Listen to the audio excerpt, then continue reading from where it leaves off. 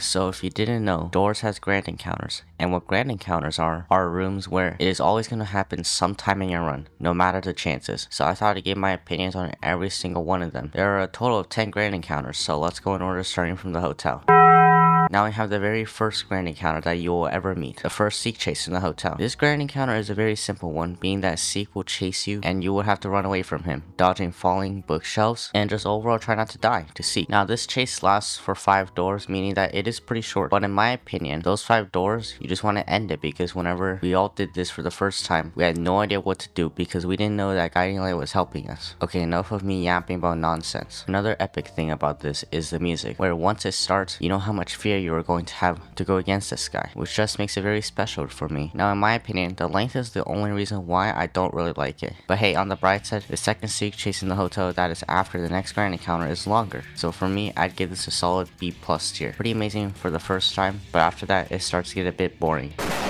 Now we have the library, which is guaranteed to spawn at door 50 in the hotel, which is the halfway mark in the hotel. Now in the library, your goal is to collect 8 books and find the paper that is near the middle left of the room. This paper will have 5 symbols to let you know that what the code is for the door, which is on the other side of the library. Now I say that I don't care if you disagree with this, but I do not really like the library. Here are some reasons why. First of all, the thing that makes it not fun for me is that it takes an extremely long time to beat, or it won't take long to beat. Like it can very well range, and you know how much I hate ranges, I guess. For one, a book can very well be hidden, and you wouldn't have seen it for the first time, meaning that you would have to go back down and try and find that last book, which just takes an extremely long time to do, and overall is not a fun experience to do since you have to crouch to not let a figure hear you, which just slows you down by a lot. And also, you have to search everywhere to find it, which can no joke took me like 5 minutes to find it, which is pretty insane. That was with me not doing headphones, so I don't know if headphones will help, but they probably do. Now the music is also not like the very best, but it is still good after all. I wouldn't say that it is better than the Seek chase music, but I think it's still pretty good. Now if I had to rank it,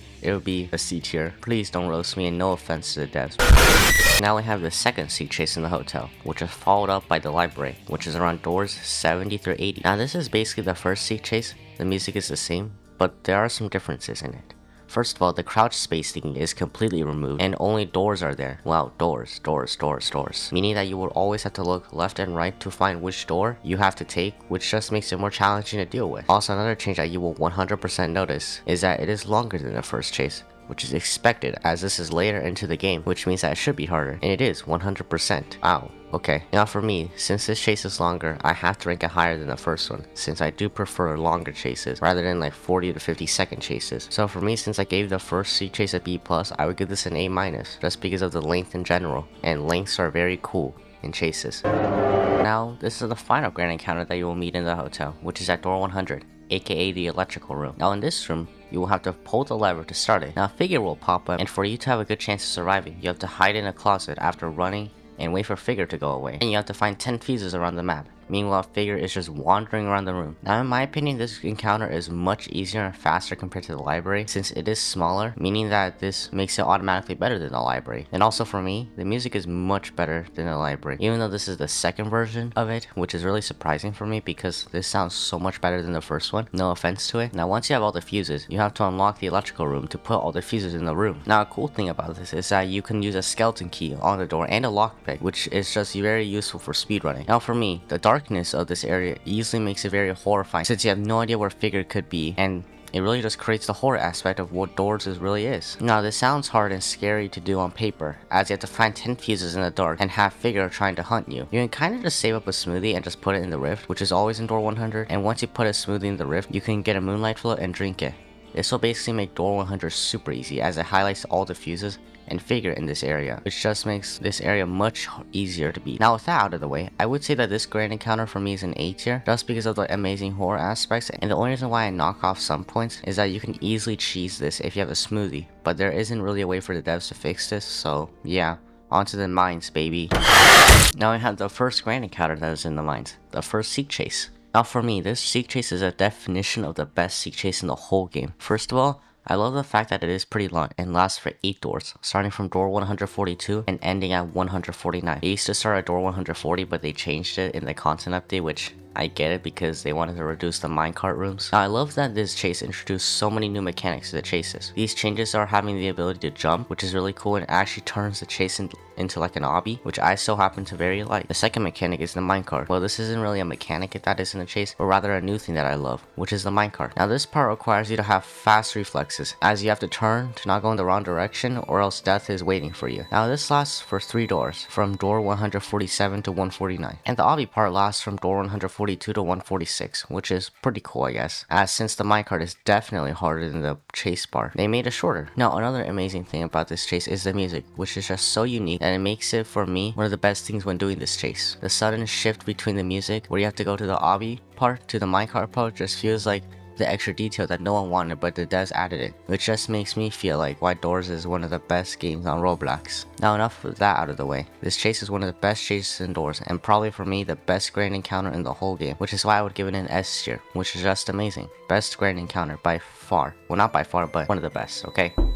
Now I have the midway point of the mines, the nest, which once the players beat the first seek chase, they will automatically be put in the mines after door 149. Now the goal of the nest is to fix 5 anchors that are scattered around in the nest. Now as a solo player, there are 5 anchors in total, and with 2 or more players, there are 6 anchors in total, meaning that it will be much harder. Now when you really start to explore this area, you will realize that how big this area really is. First of all, it is the biggest area in the whole game with 5 grumbles that are patrolling it, meaning that you have to deal with 5 of the grumbles while trying to find the anchors, which instantly makes this challenge much more difficult to do, simply because they can do 50 damage and you are basically guaranteed to die simply because you get ragdolled and can't get back up after like 2 seconds, which just lets the grumbles catch up. Now I did say 5 grumbles, and one of them is actually the queen grumble. She actually is more powerful because she is faster than normal grumbles and has a huge scar on her head. Now for me, this is probably the hardest area in the whole game because of how big it is and how many grumbles are in this area. Now I liked the area's difficulty as first of all, with the recent nerfs in the constant update to the nest, I feel like this area is much more fun because it highlights the anchors for like a brief second so that you can actually find them easier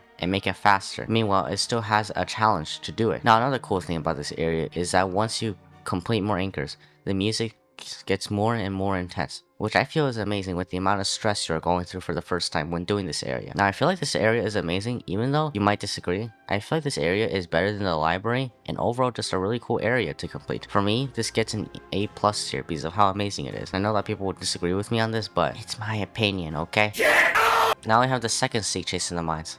Now before the content update, this chase used to be much more different, being longer and much harder to complete. Now with the new chase, for me it is way too easy to complete. Well, that switch up is crazy. If you really think about it, there aren't any pathways that can completely screw you over in the tunnels, which for me reduces some points off this list. Now another difference with the previous second seek chase in the mines was that the second seek chase previously in doors 195 to 199, which is just way later, like we have now. Now the second seek chase spawns between doors 170 through 180. Just like in the hotel, which is pretty nice. For me, this chase is pretty bland and overall not fun to do at all, since for the very first time, it is really cool, but after you do it like 5 times, it just gets boring and just overall worse than the first seek chase in the mines, which is not the best. For me, this chase, I would give a B-. Not great, but definitely not the best compared to the first mine seek chase. Now I have the dam, which is the final grand encounter in the mines, spawning at door 200. For this boss fight, you have to activate vows in order to try and drain Seek. Meanwhile, he summons these weird moves that try and kill us while parkouring. Now this area is pretty cool as you have a bit of speed to try and parkour, which for me, I love parkour. So this area for me, I have a bias towards. But ignoring that out of the way, we also have like one of the best OSTs in the game, the dam, which for me is just amazing. Like just take a listen to it.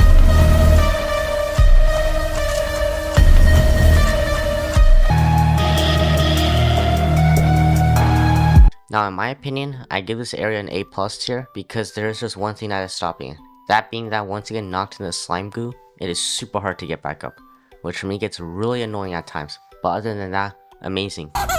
Now I have one of the more calmer chases in the whole game, that being Eyestalk in the outdoors. Now this guy will likely spawn between 1,500 through 1,700 meters, which is basically the midway point of the outdoors, which is pretty cool. Now despite this being a chase, the music is really calm for running away from a birch tree thing. Just take a listen to the music.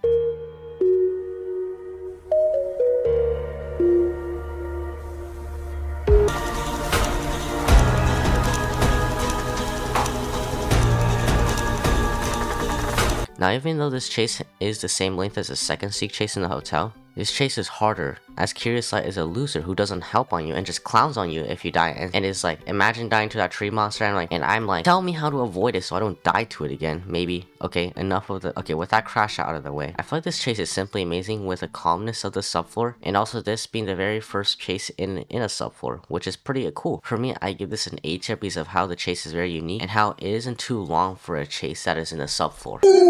Now I have the final grand encounter in the outdoors, that being the hedge maze, where I have to flick 3 guillotines around the map, while the main monster, Bramble, is trying to hunt you down in the maze. Now this boss is sword-like figure, where if you move while his light is on, he will start impaling spikes through you, and when his light is off, you can walk around freely without him getting mad at you. Now the thing is that the music for this thing sounds like an ambience until you get all 3 guillotines that are around the map. Just take a listen to the music before flipping all 3 guillotines. Now for me, this boss is perfect and overall just very cool. Now there is one problem to this, and that is that Curious Light is a big fat liar who doesn't give out any information on how to deal with it, but other than Curious Light being a big fat meanie, it is still really good and I do enjoy it. So for that, I give this an S- tier. Just cool. That's all the grand encounters ranked indoors. So yeah, comment what videos you would like for me to make, and yeah, hope you have a great day or night. See ya.